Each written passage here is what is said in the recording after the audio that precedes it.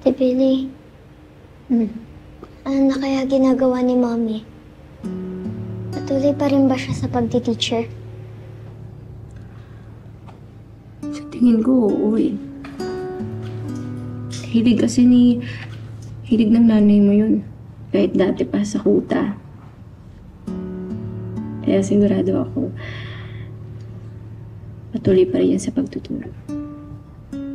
Sana nga, patuloy pa na si Mommy. Kahit na wala na ako, gusto ko magluto na si Mommy sa buhay. Ay, ano ba yan? Ano sinasabi mo? Mas mabuti pa nga yun eh. Nang makapag-focus si Mommy sa iba pang bagay. Ate Billy, sa tingin mo ba makakaalis pa tayo dito? Sa tingin mo ba makikita pa natin sila?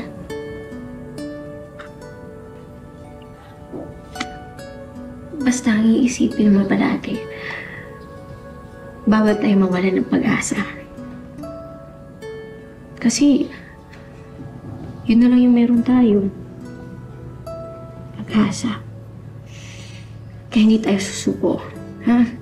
Hindi tayo susuko. Sir, wag po. Tumabi ka nga dyan. Sir! Pero sir, Anong sasabi ng tabi? hindi nga po pwede, sir. Gusto kong makita kung ano yung sinasabi ni Danilo. Buksan mo yan. Pero, sir, Buksan mo.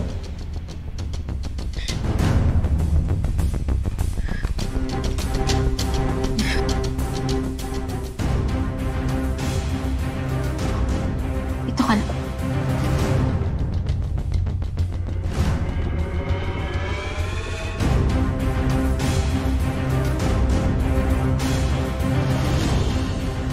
Sino kayo? Anong ginagawa niyo dito sa isla?